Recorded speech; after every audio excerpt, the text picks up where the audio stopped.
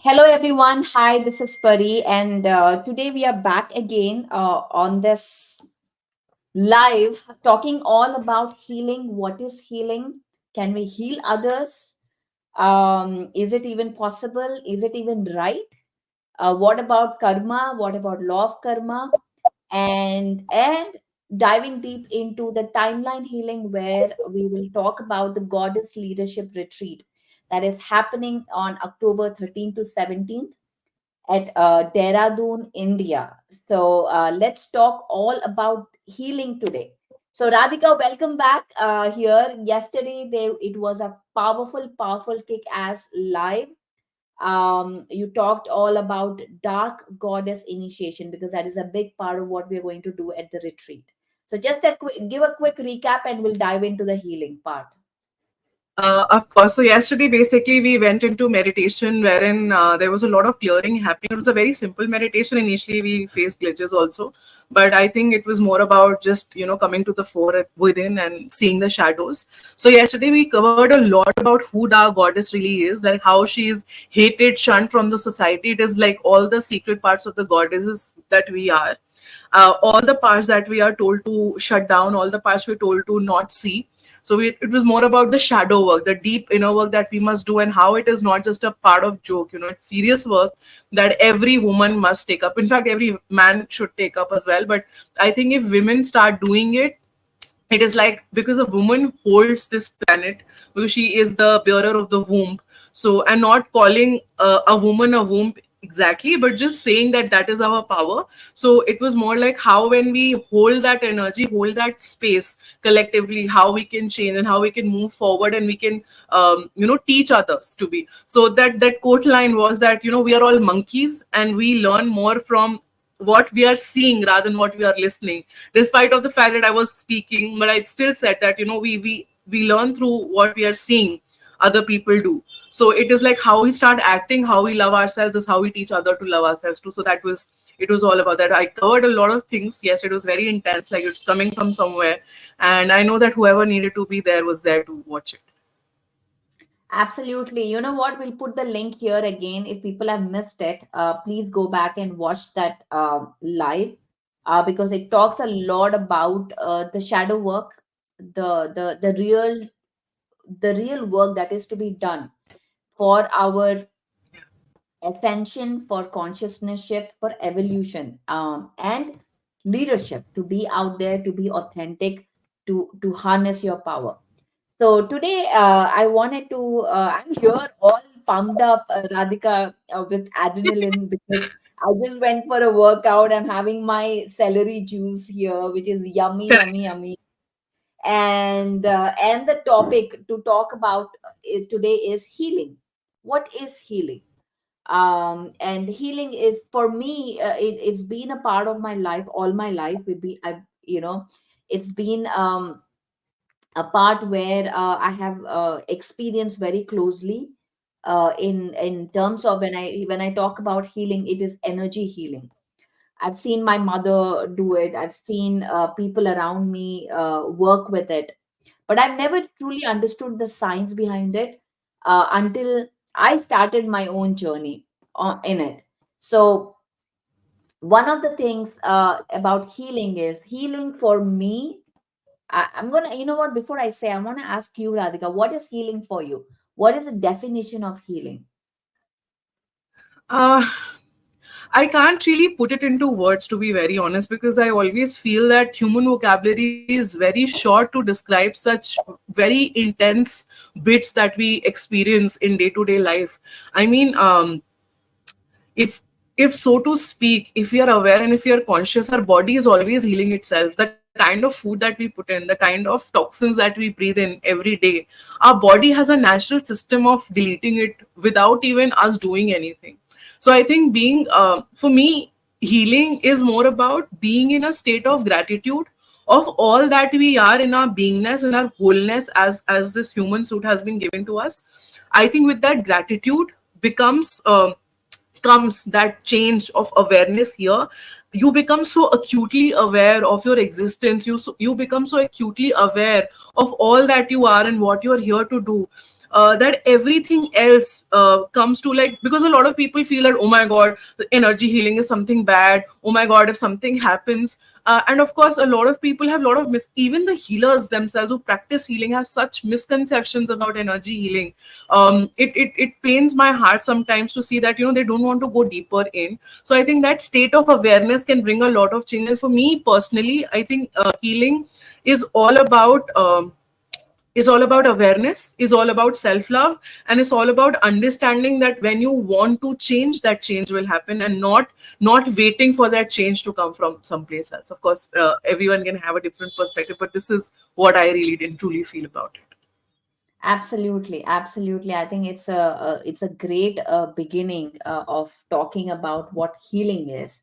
Everything, as you said, everything is part of a healing. A body knows how to heal. And before I talk about what I think healing is, I want to give a big shout out to Amy and Simona, who are going to join us at the retreat as our facilitators, who are coming to India all the way for this retreat. So, again, guys, October 13th to 17th, we are going to be at Dehradun, India, at this goddess leadership retreat, like a big drum roll right now, because it's a 4 night 5 days retreat of magic, of leaders, of connection, of community, much much much more.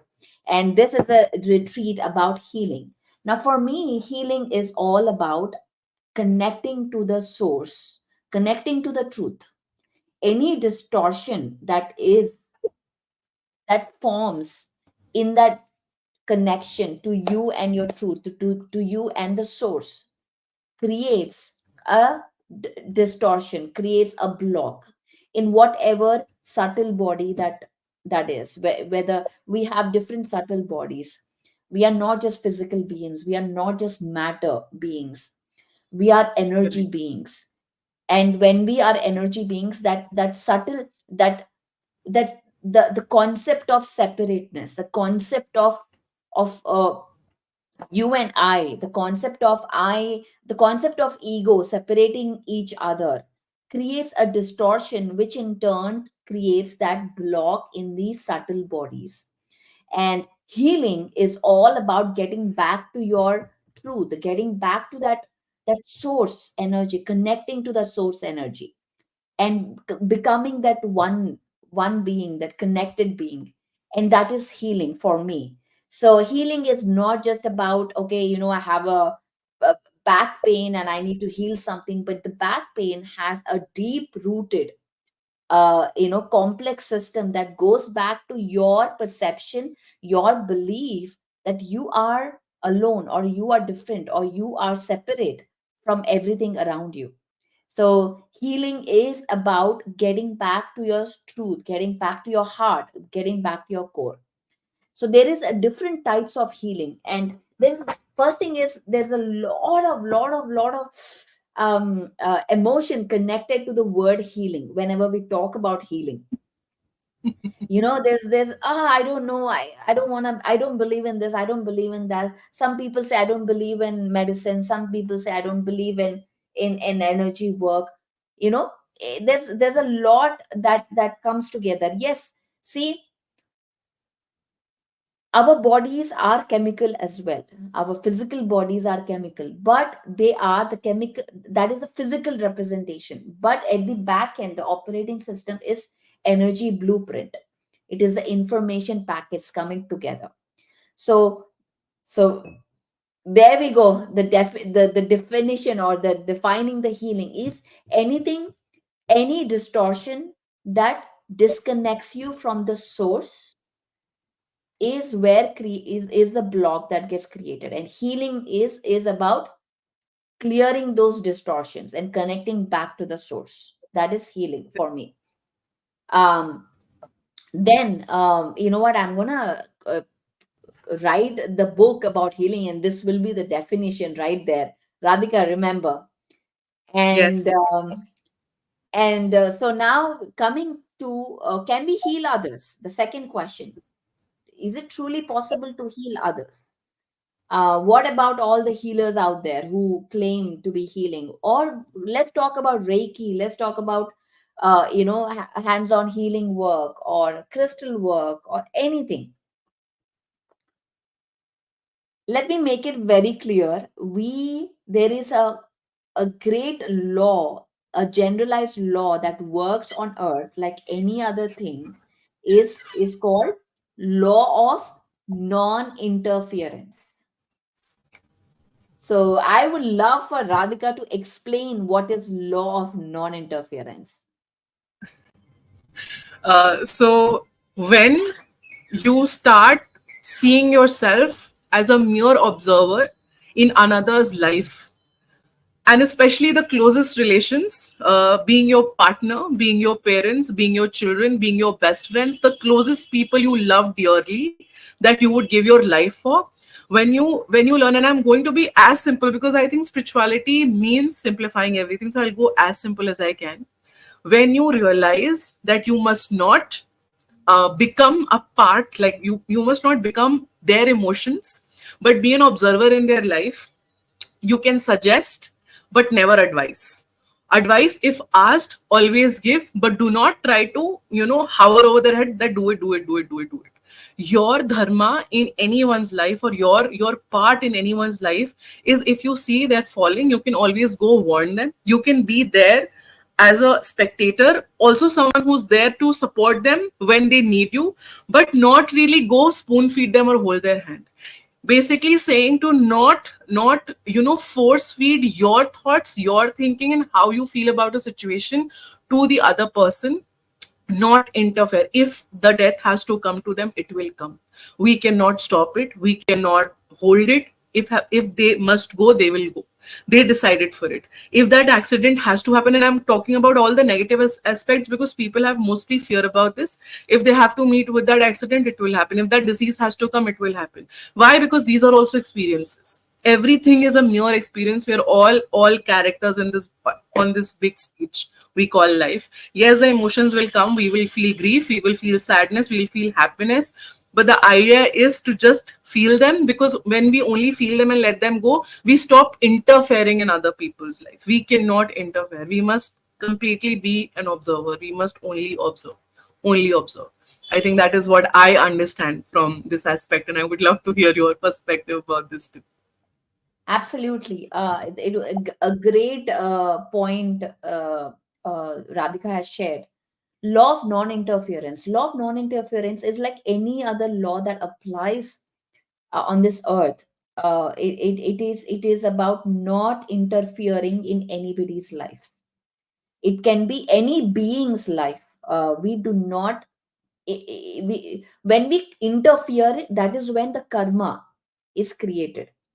It is about being in that witness mode. It is about being in the observation mode. It is about not interfering in any being, in any animal, any plant, in any um, what do I say, fish or a bird's life or human being's life. And it applies towards healing as well. So today the topic is of healing. So where I have I can heal myself. I have the power to heal myself. My body has a power to heal itself. But can I go and heal Radhika? Can I go and heal anybody else? And we feel that, and sometimes we feel very drawn that, okay, you know what? Are doctors healers? Can they heal anybody? So this is an age old question that comes to me in every at every session. So, and so many people ask me about this. So I want to really answer this question today about, can we heal others? No, we do not. The simple answer is no, we do not heal others. But what we do is we hold space for the healing to happen.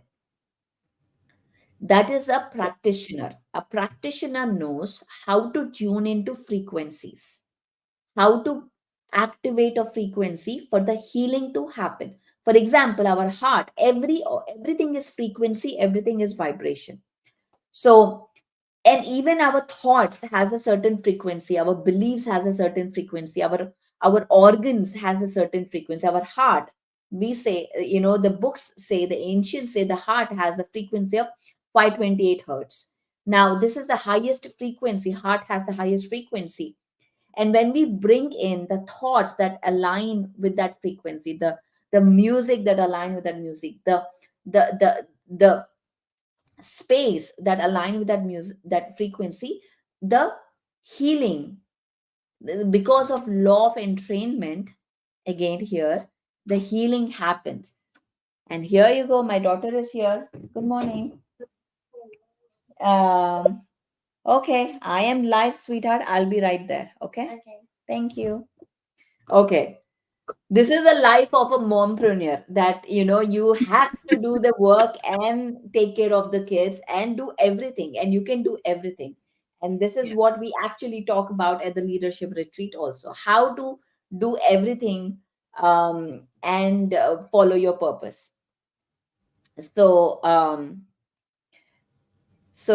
yeah, so we're talking about the healing, we're talking about holding the space. So a practitioner is trained to hold different frequencies based on the based on what they see, based on what they perceive. So healing is, so when a practitioner, when an energy worker, um she wants to be, come on, let's just say hi to everybody and then go. Come, she wants to be in the video right now. Say hi. Hi. Okay, Hi, so buddy. tell us, we are talking about healing, Ziva. Um,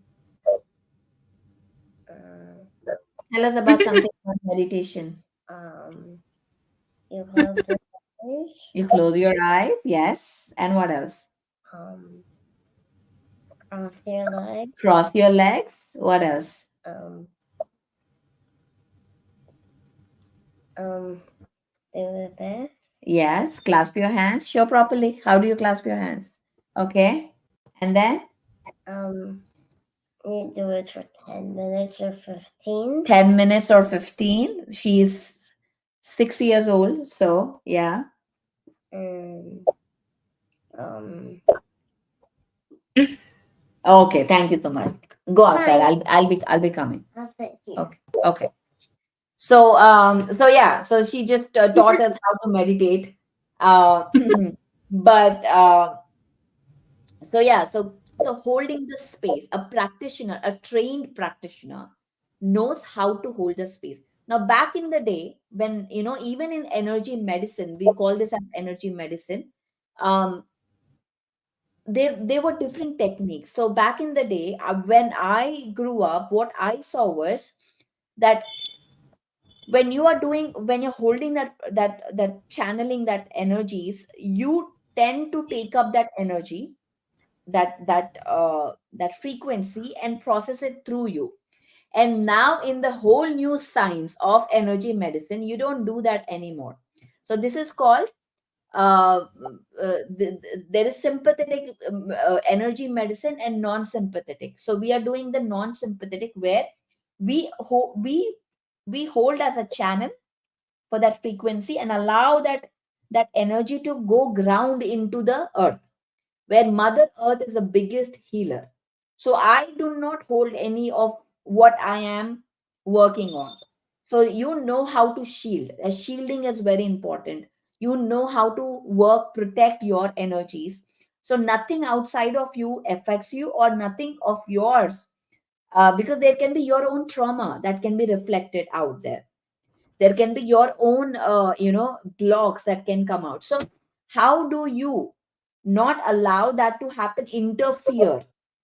This is where it is. So we do not allow to interfere your own karma or their own karma on you, or impress each other, and allow that energy to flow in through the earth, is the technique or the practice of healing. And this is, and only a trained, a practitioner knows how to do it. There is a whole protocol to it. And this is where I actually teach about energy work. I teach how to do the grounding, how to shield yourself, how to connect without interfering. So all of this is a process. So, to the answer, I hope I answered the question of, if anybody has that question, can we heal others? Can we do this? Is it not wrong? Is it not interfering in karma? Yes. If you do, and also whoever you're working with, even to hold that energies, you need to have a permission from their higher self. Very important, permission from their higher self. If you do not have that, and how do you know you got the permission? That is where meditation come into play. That is where connecting to your intuition.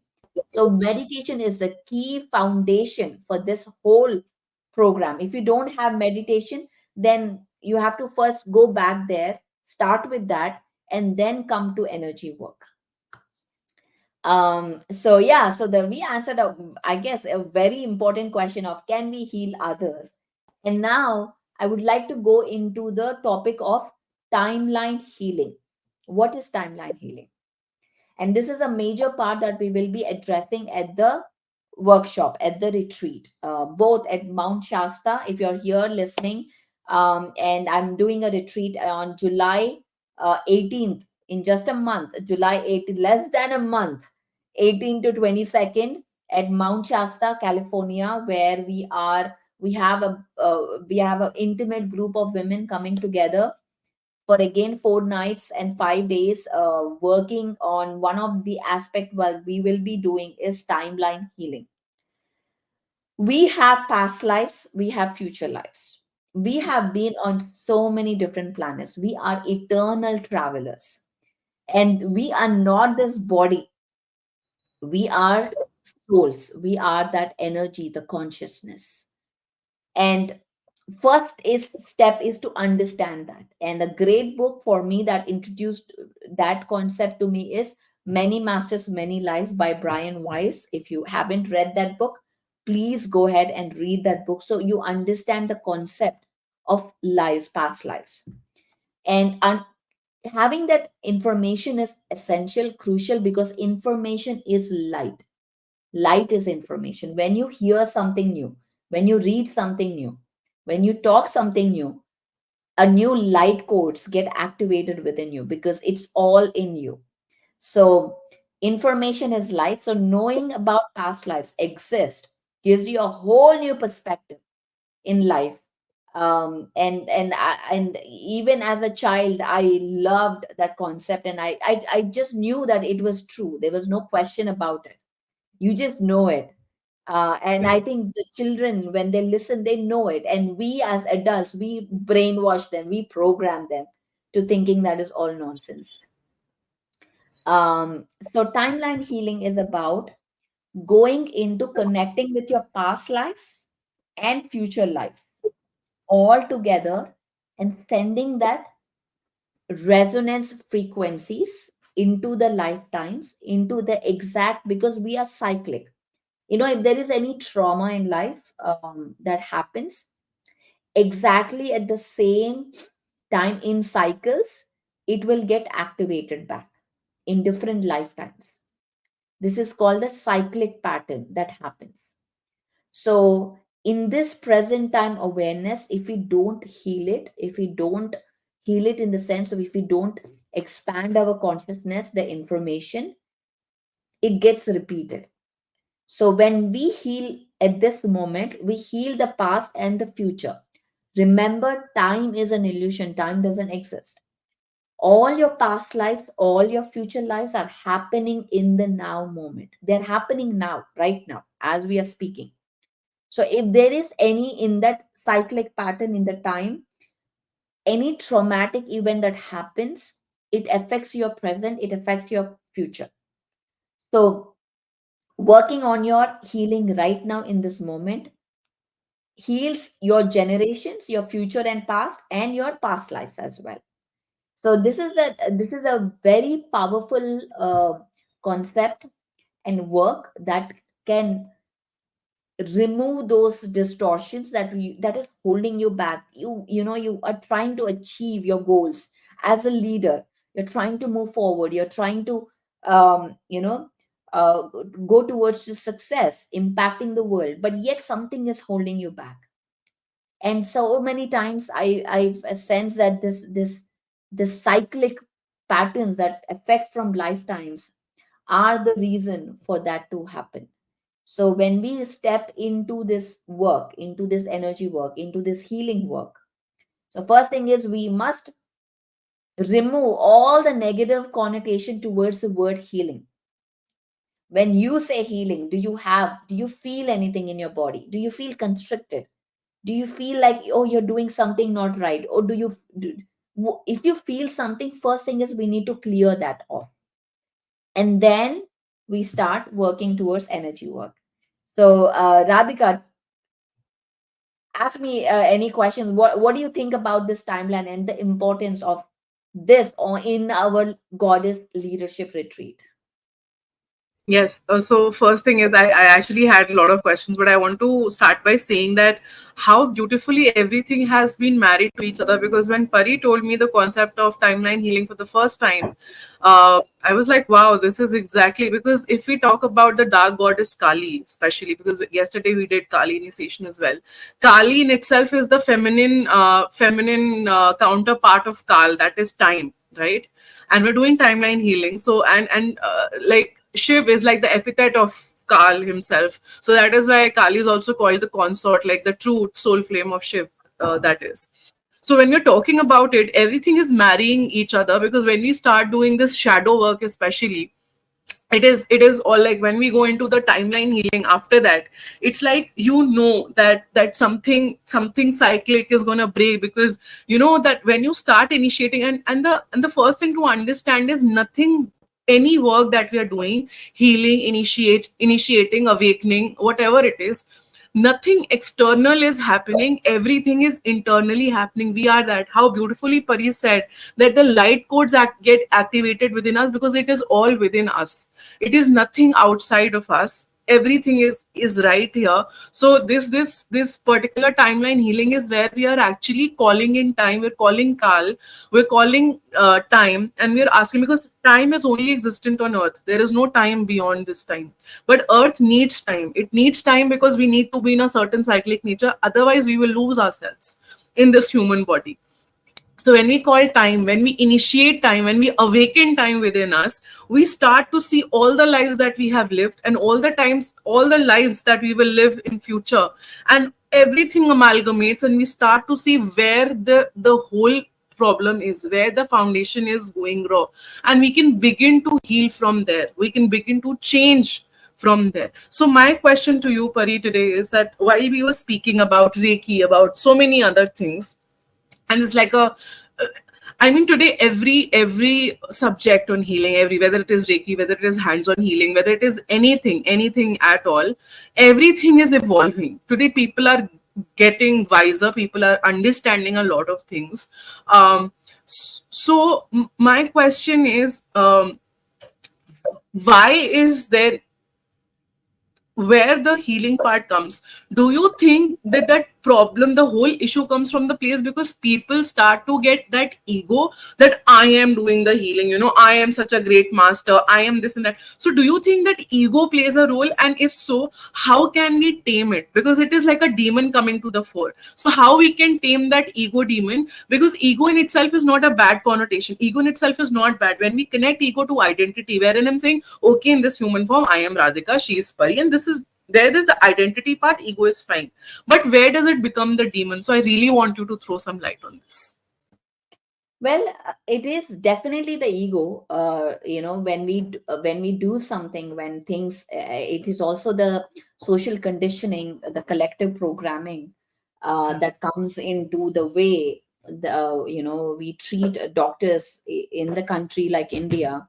Doctors are treated as gods, as because they can heal somebody or fix somebody, and there's a whole social conditioning towards that, and also the brainwashing that happens, that okay, in either case, whether it is okay, energy work doesn't work, that is not healing, or the energy workers blaming the doctors, in any case, the rule of the rule is that there is no judgment. First thing is, there is no judgment, we should not judge each other. The second point is, there is a it is a very complex system of subtle bodies. The great book called the Vibrational Healing by Richard Gerber is a textbook in this. When I remember when I was studying about crystals, and I was that was my textbook, and my father, he saw that and he was like, yeah, I mean, this is, he told me that, yeah, this is your textbook, this is he read that when he was, the in the initial days he read that. That is a very old book. So the concept of subtle energy, it's not a simple, straightforward, and people still are learning about it, the whole concept of field. So there is nobody that knows everything. Nobody. We are all learning. Even the greatest teacher is learning. Yeah, So saying that I can heal you, when we just touch the surface of it, not even getting into it, just to touch the surface of it, is something which traps us, is something which traps us into our own, holds us back into our own evolution. In throughout the history, there are a lot of people, like when we talk about healers, the first thing is the shamans, the medicine men, the priestess. yeah, All these people have studied that subject in depth. And also the Mayans studied about healing. The aborigines, the all, even in our in whether it is Chinese medicine, the concept of acupuncture and the meridians came long before the Western medicine was even discovered. So they correct, knew the energy centers. They even Ayurveda. Let's talk about Ayurveda. The whole body structure, the chemical structure was known to the man even before the Western medicine came into play. And the Western correct, medicine was developed from studying the dead bodies. That is how it was studied. Um, so there was no prana when the Western medicine was. They didn't consider the concept of prana with Western medicine. So correct, there are these, the Western medicine and the Eastern medicine is a bridging. Both are required. See, if I break my bone, I need to go see a doctor who can fix my bone. If I break correct, my teeth, so both are essential. Both are essential in a way, but there is should not be any judgment in any way. correct, correct. When we get into judgment, when we say, "Oh, you are wrong, I am right," or "I'm wrong, I, you're wrong," oh my this God, whole, yeah. this whole trap comes in. Absolutely, Pari. And in fact, when you are saying all of this, it reminds me of Rishi Sushen. The first surgery that was and there are, I mean, you can deny everything, but you can't deny facts. You can't deny things that are already been written that there. When Rishi Sushen performed the first surgery over Lakshman when he was badly hit by the Nagpash, that was sent by Indrajit to him, who was also known as Meghnad. So that when that Nagpash came, Nagpash basically in English is that it was like a snake weapon which was thrown towards him, and he went into a coma where nobody knew if he's going to wake up. So that was in those times. The surgery was performed, that Sanjeevani was put into his body, and he woke up from that almost death like sleep.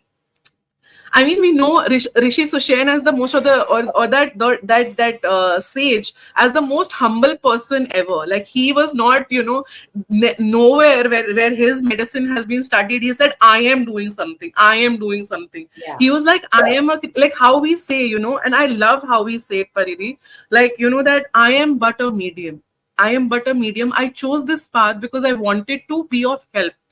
That when we come from a place of servitude, I think that is where the ego marries the service part, and that is where that non-interference law is accepting. Like we accept that law and we stop interfering. Like even we are helping someone on their path, we are not really interfering in that karma. Neither we are taking that karma nor we are giving that karma to them. And in fact, I want to say one more thing, and after that I want you to share your perspective about it. When you are speaking about the whole part where where the medicine women or a medicine man, when medicine, especially medicine, as in the ancient times when the red Indians were healing, all the shamanic practices, I truly feel that those people could do it because they had no iota of ego in them.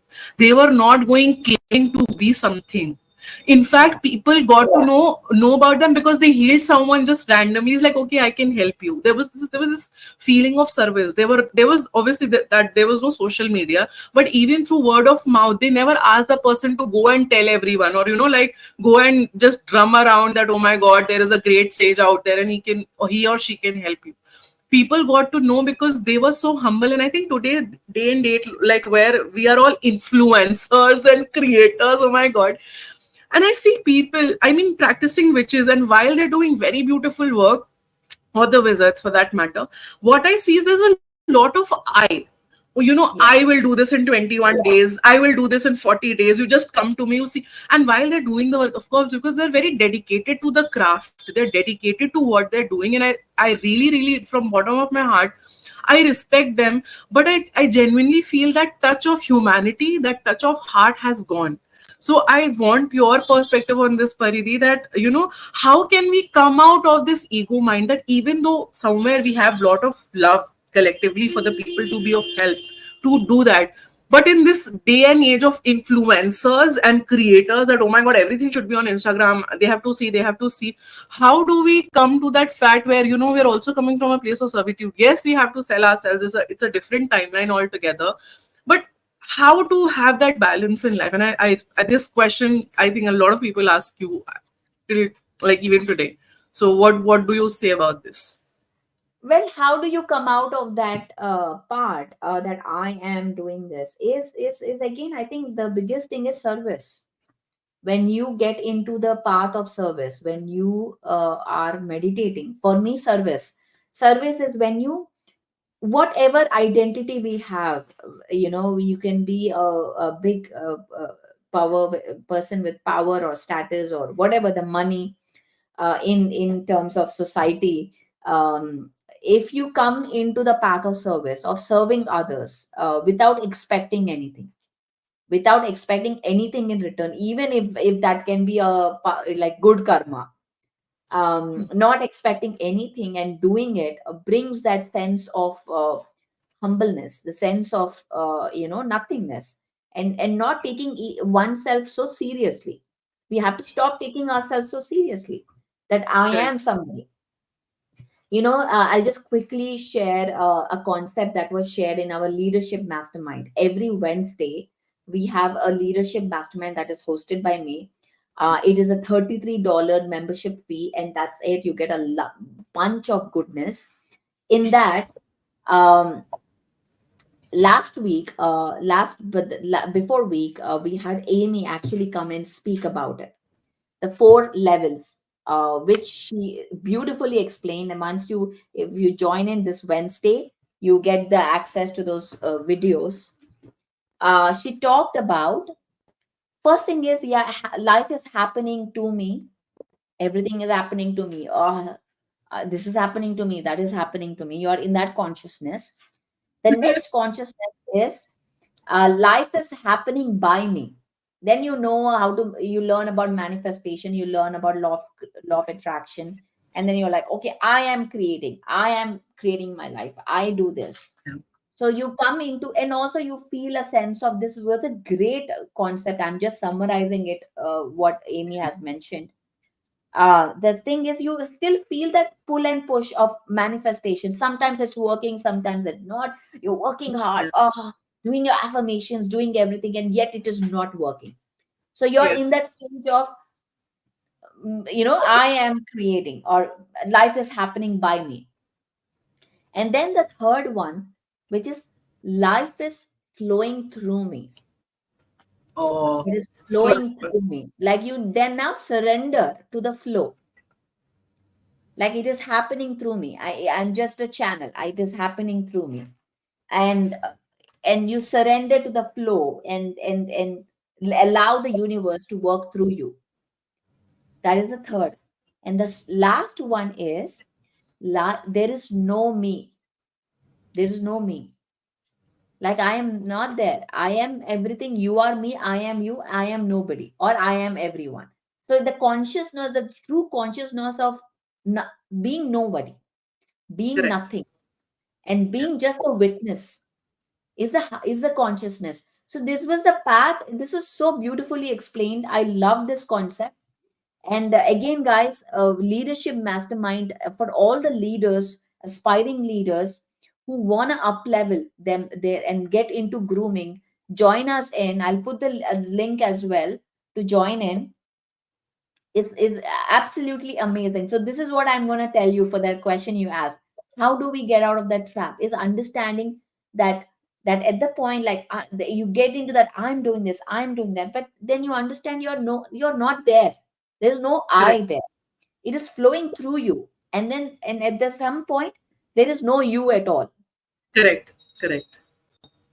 That's a very beautiful answer, in fact. And while as meditators we understand this, sometimes it becomes very hard for people, for us to answer this question too. And I think such conversations bring to the fore the real essence of who we are as people, who we are as experiencers, as a student of life, that is. And I absolutely love the part. And I think it is when you are at the third stage that you explained so beautifully, that life is happening through me. When you come to that stage, can you go to that nothingness, that I am nothing, I am you, you are me, we are all one. And I think it's a practice, guys. I mean, what she said, it was so beautifully explained by Amy, as presented by Pari, and now I'm just summing it up, that you have to experience life in every moment for you to reach that point, to let that I go. It will not happen just like that. It's like an experience.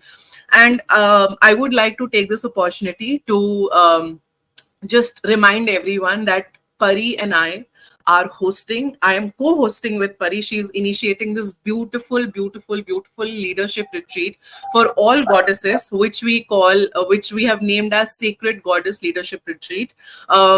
This is already happening at Mount Shasta in California this July, as Pari already told in middle of her life today. People have already registered. Now there are no more bookings. I mean, even if people are saying, okay, we'll find our own accommodation, we'll do this, we'll do that, but we are already full there. So just please know that whatever we are doing in Dehradun this year in October from 13th to 17th is something you have never ever ever experienced before, because with both of us comes two very very very beautiful goddesses and facilitators and coaches, that is Amy and Simone. They are coming with us to help you, to uplevel you, to help you see through you as you. So you've always seen both of us together. Like most of you have experienced us together on lives or when you've met us in person. But this retreat is, you would come to know that you've just touched the tip of what Pari and I can offer. You've just touched the tip, really. And I'm not saying it as I, but I'm saying it as an experiencer, as a student, because I've worked with Pari in person, and i have I have felt the energies that we create as a collective. So when we keep telling about the red tents that women used to do before, when just two of us come together, I felt that red tent energy, that what it could do. Paridi, just 2 days ago, this beautiful video from South India resurfaced, where they actually worship the girl when she enters womanhood, and it was so beautiful. It was so beautiful. Something is still alive in our culture. In India, in South India, women are treated like goddesses, and that was such a beautiful ritual which women have been doing since past ancient time. So just imagine all of this information, all of this ancient wisdom that Pari has, all of the wisdom that I carry from many, many lifetimes, that you carry from many, many lifetimes. Because as Pari said, she, I, you, we are not different. So all those light codes coming together as a collective for those 4 nights, 5 days, and what we can create together. So it is an open invitation. Please go through our website. The link is in the comments below. So when you are watching live, either on my channel or her channel, you will be able to see the links are there. Just go click that link, go through the website, DM me or Pari, whoever you feel like DMing or emailing us. Just connect with us, and by Tuesday you will have everything on you and you can book your time. Be on the wait list, because the spots are filling fast. So it's a call from me to it's an invitation from me to to you. And over to you, Pari. Absolutely. Thank you, guys. It's been a pleasure to be with you and talk about healing today, get into the core of the subject. But there is a lot more to discuss. We will be back again tomorrow, same time, which is our last live for this series. But if you have any questions about everything that we are talking about, reach out to us.